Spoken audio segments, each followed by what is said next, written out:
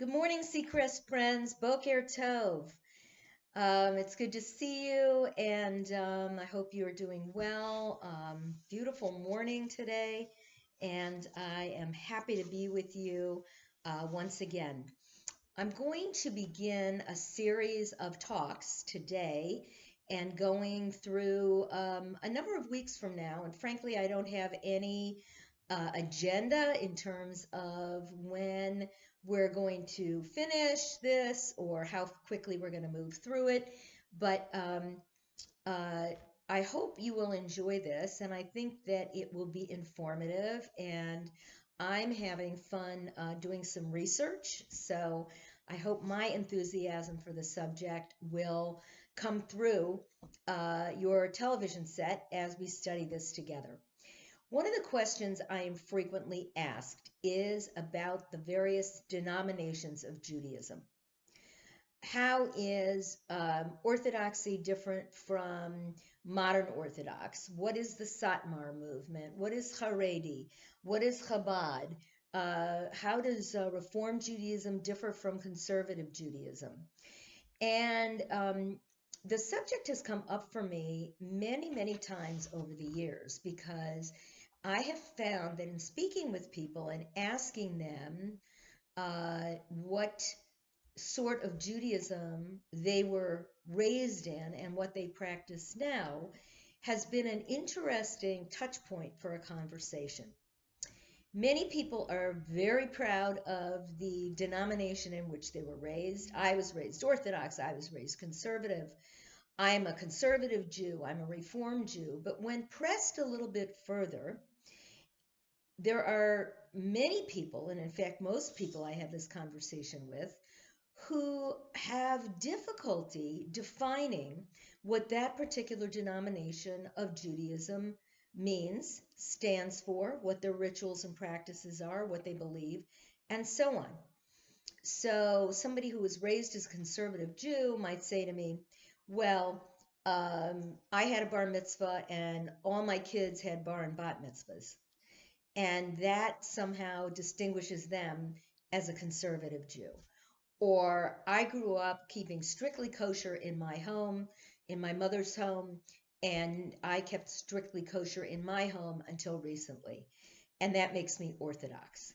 So I think that it's going to be an eye opener and interesting for us to discuss this topic. And I encourage you, please, to send me your questions, your comments as we go through this series.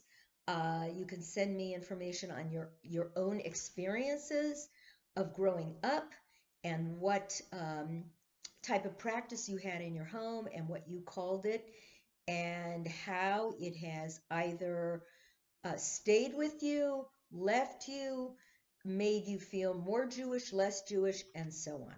Because we have every person has their own individual experiences that have molded their Jewish belief and practice, much of which was instilled in their childhood, some of which maybe people have rebelled against, and some of which people maybe have embraced and gone further with. So paths diverge greatly.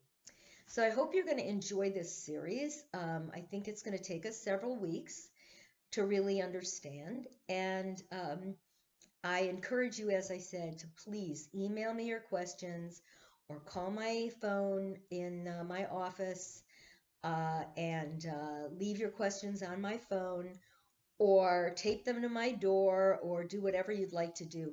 Please don't make them anonymous, though, okay? I won't read the names on these programs, but I do want to know who asked the questions so that if I don't quite understand what you're asking, if I need some clarification, I know who to come to. So again, I won't divulge names unless you say it's okay, but at least that way I know where the question's coming from. So let's begin. Okay, first let's talk about the word denominations. It is frankly a word that I don't use when talking about various forms of Judaism. Um, for a couple of reasons, but primarily because a denomination, the word denomination, feels to me like it's very fixed in time. And frankly, there isn't one uh, Jewish practice or history of a particular Jewish denomination that hasn't changed um, over the years, and that goes for Orthodoxy as well. So I prefer to use the terminology stream or movement. And the reason is that a stream of Judaism and movement imply movement, growth, change, and so on, and not this fixed denomination with its practice and its rules and its dogma and its ideology, but a movement or a stream of Judaism, which I really like best because a stream is something that moves and rambles and gets caught on rocks and then goes and moves again. These imply to me that Judaism has movements, has basic structures, and then within those structures, there is movement. There is a running stream that changes from day to day, from year to year, from decade to decade, and certainly from century to century. So I want to show you something that is not going to be easy to see through the camera on my computer, but it's going to give you a sense of how Judaism has developed. And I honestly don't think that you can understand the various streams of Judaism until you understand the history of how they came into being, how they developed, the changes they've gone through, and so on. I assure you that the Judaism that you and I practice today, and even the Judaism that a very strict Orthodox Jew practices today, is nothing like the Judaism that was practiced by the Israelites, by the Samaritans, by the Pharisees, by the early Christians, by the Essenes who lived in the Judean desert, near where the Dead Sea Scrolls were found, because they were the ones that were, probably the writers of those scrolls. And so we can't understand how these different streams or movements of Judaism actually function and define themselves without understanding the history of how they were generated. So I'm going to show you this chart here. It's kind of like an ancestry.com, and you're going to see really how complex this is. So let me see if I can get it up here with any clarity. Okay, so this is a chart that shows the history of Judaism from 1300 BCE, before the Common Era, that means the negative years, all the way through today. And so we're talking about 1300 BCE to 2020. We're talking about 1300, 3,320 years. Now, granted, that's a long time. And this chart takes us all the way through. You can't read the words, but you can certainly see how complex it is. This chart takes us all the way through from biblical Judaism, 1300 BCE, which is about the time of Moses, through post-denominational Judaism. And we'll talk about that term as well. What does it mean to be a post-denominational Jew? What does it mean to be Jewish without defining oneself as being part of a denomination or a movement? So we go through major periods of time, from biblical Judaism, which goes from 1300 of before the Common Era, through 600 before the Common Era. So that 700 year period of time. into Second Temple Judaism, which was from 600 BCE to 70 CE. Now, I want to bring something up to you. Notice I'm using the abbreviations BCE and CE. And uh, scholarship, biblical scholarship, and archaeological scholarship does no longer uses BC and AD. They use BCE and CE. So I'll be using those terms, and I want you to know why they changed. BCE, or BC, meant before Christ. CE, or AD rather, was Anno Domini, which meant in the year of our Lord. So any year after the year 0 was a year after Jesus was born. So when you look in old textbooks, or you hear old lectures, or you read documents, very often they would say BCE, or I'm sorry, BC, before Christ, and AD, Anno Domini. That terminology is not seen as universal anymore, because not everybody counts their history and their years as being before Christ and after Christ, after the year of our Lord. So BCE, before the Common Era, and CE, Common Era. So right now we're in the year 2020 of the Common Era. So I wanted to explain that terminology to you so that you understood why I'm using that instead of BC and AD. So we're going to look at Second Temple Judaism between 600 BCE and 70 CE. We're going to look at what were the Pharisees, the Sadducees, the Essenes, and early Christianity.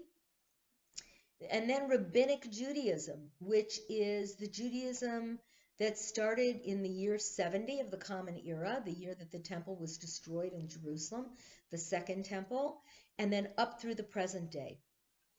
And from that, we get all the way through Ashkenaz, Spanish, Mizrahi, Italian, and Karaite Judaism, and then into Hasidic, Reform, Orthodox. Would you believe that Orthodox and Reform were both the children of the Hasidic movement?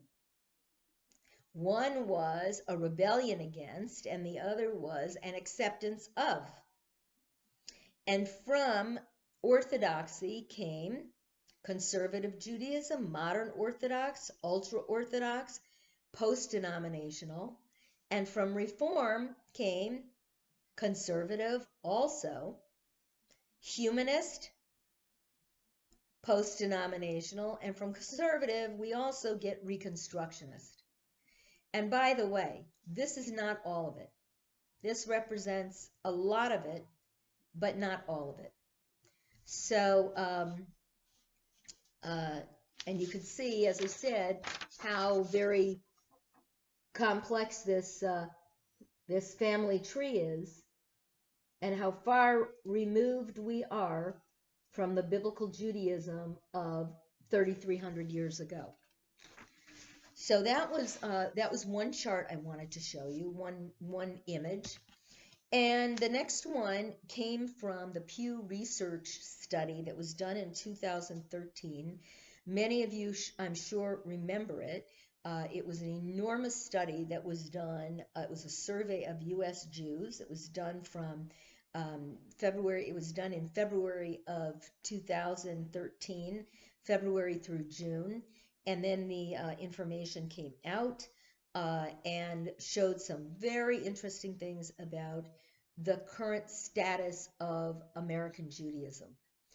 And there was a lot of discussion about the increase in the amount of interfaith marriage, how many generations it would take for there to be no Jews in a family, if grandparents were Jewish, parents were Jewish, children were Jewish, but then children married members of other faith traditions, what happened to their children, and so on and so forth. So, there was a big geschrei in the Jewish community after this was published, and everybody thought this was the death throttle of Judaism in the United States. And, as I said, the reason I call these movements and streams is because they are ever traveling and making compensation for what is happening in the world at any given point in time. And I'll give you a perfect example.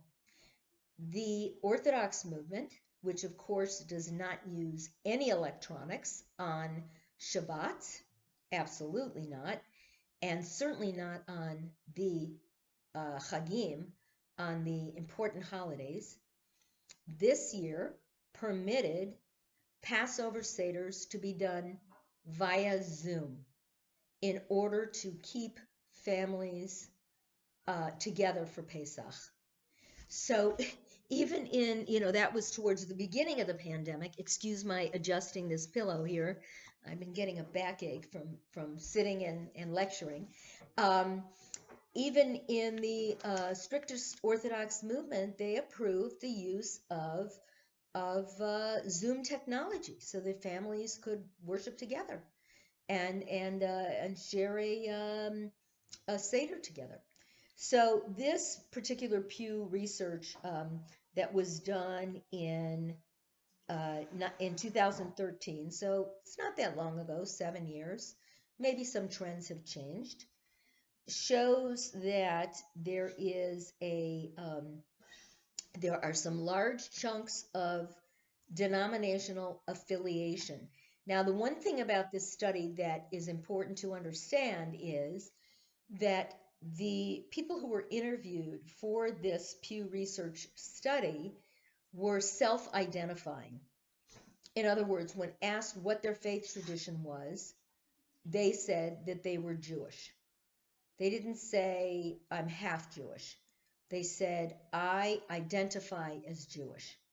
Just as in a survey, you might be asked to identify with a particular ethnicity, a race, a religion, an age group, a gender identity, and so on. So here is how the chart broke down. I'm just going to show it to you, and then I'm going to try to read backwards if I can. So this was the denominational affiliation in 2013 of those who identified as Jewish and were interviewed. Of the 100%, and by the way, this doesn't add up to exactly 100% due to some rounding that they did, 30% said they did not identify with any denomination at all. So they still identified as Jewish, but just not as a Reform Jew or an Orthodox Jew, and so on. Now, that may be somebody who identifies as post-denominational. So when you'd ask them, what stream of Judaism do you identify with? They said, well, I go to an Orthodox minyan, but I drive on Shabbat, and I will eat out in a non-kosher restaurant. So they'll have kind of this varying practice. It's a pick one from column A and one from column B, what they're comfortable with. So they're not necessarily secular, although I would imagine in that no denomination, they've broken this down further, there is a category of people who call themselves secular, but this group may be that along with people who have a hard time defining themselves in any one category. 35%, so the largest group here, is Reform. 30% no denomination, 18% conservative, 10% Orthodox, and 6% other. Now I'm going to make a very radical statement about this graph, this little pie chart. I would venture to guess that if you went back and surveyed these people again, and you asked them, how do you know you're a conservative Jew? What do you do that identifies you specifically as a conservative Jew? They might, like all Jews, have an answer for you.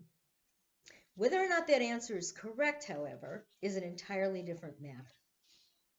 Because I have had conversations with people who say, oh, I'm definitely a conservative Jew, and yet they are completely unable to answer questions like, well, what does that mean? What are the tenets of conservative Judaism to which you hold that make you identify as a conservative Jew? Or they'll say something like, I am modern Orthodox. Now, I think that people who are modern Orthodox and Orthodox have a much easier, not easier time, but are much more on point if you ask them the question, what does it mean to be an Orthodox Jew? How do you define that? They would know what that means. But I think for some other streams of Judaism, Reform Judaism, Conservative Judaism, people really don't know what that means. They may say, well, if you're conservative, you're not supposed to eat pork. But I don't know that that's true. I mean, no Jews are supposed to eat pork, right? Even Reform Jews. So the question becomes even murkier when you ask a progressive Jew, a Reform Jew, what they believe. What makes you a Reform Jew? That question they would have a tough time answering as well. Well, I really don't go to services. I don't keep kosher. I'm married to somebody who's not Jewish, so we do Christmas and Hanukkah, and we do Easter and Passover. None of that defines a Reform Jew. None of that. Some people think that Reform Judaism means Judaism light, like light beer. That's not at all the case. So I think that, it's interesting to look at this and see how people identify, but then you have to get into the specific reasons why somebody identifies that way. And they may find that they're really not part of the movement or the stream of Judaism that they thought they were part of to begin with. Maybe they're identifying with something that they grew up with years ago, which doesn't look anything like what they grew up with. I would defy most people to go into a synagogue on a Friday night or a Saturday morning with the following question in mind. Not knowing anything about the congregation, just going in for a Saturday morning service or even a weekday minyan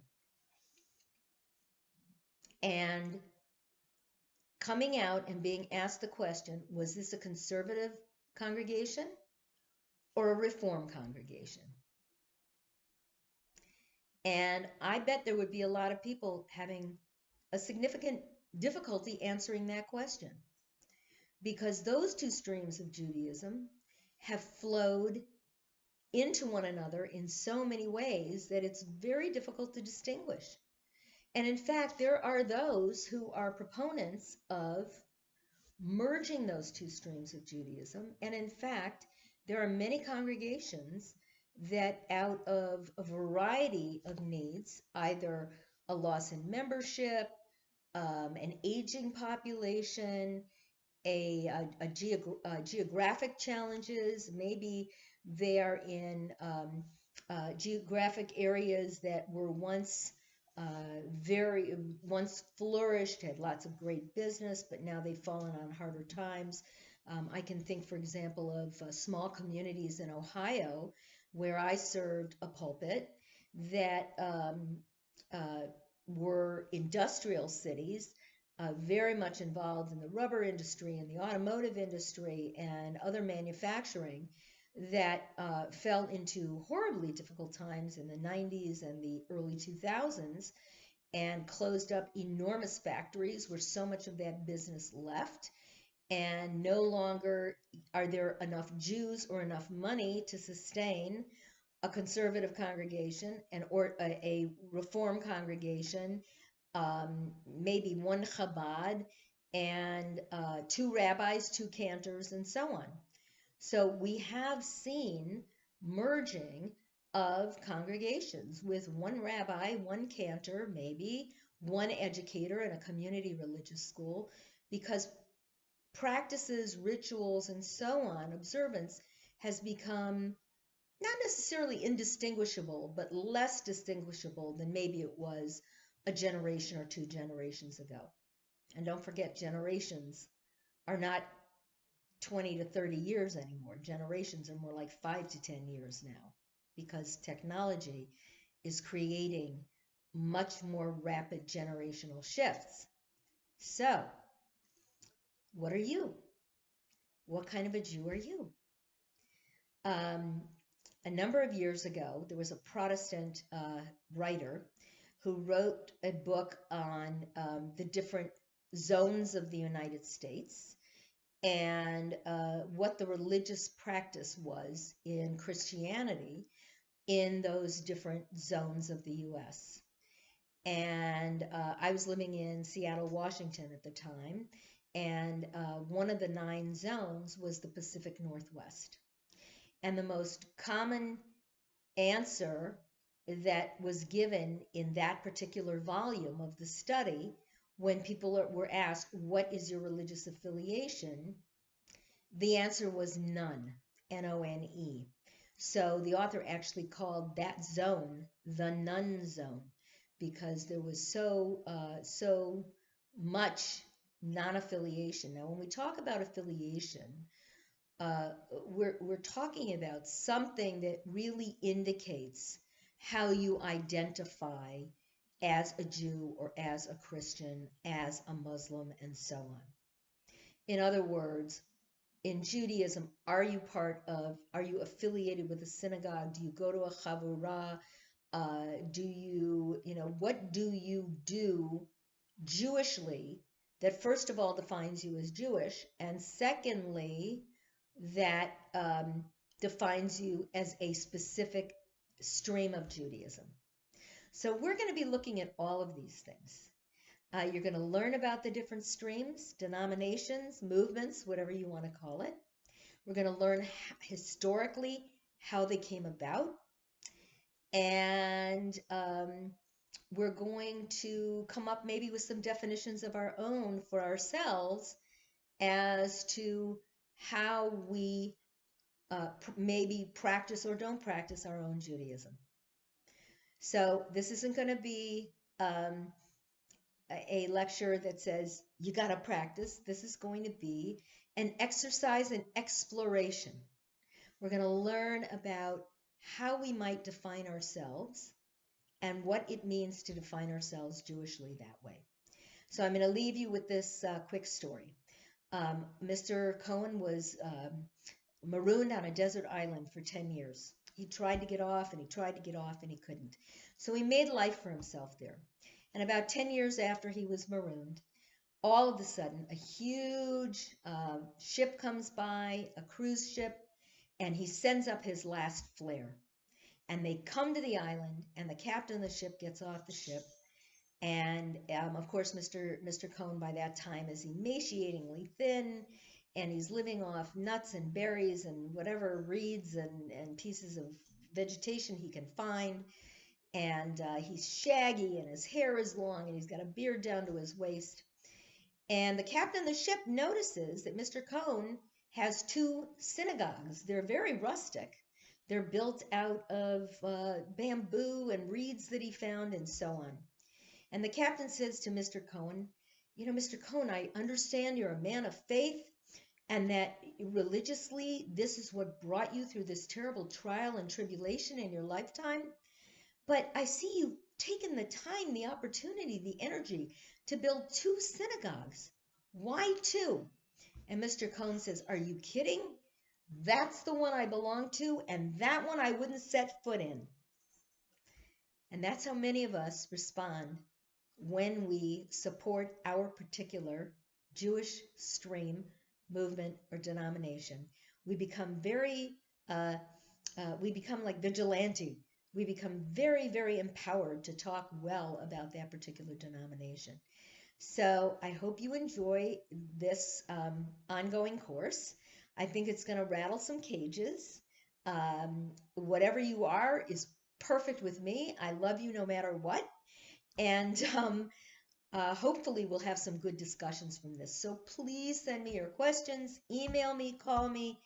And for now, I'll say lehitraot. Have a wonderful day, and I'll see you on Thursday.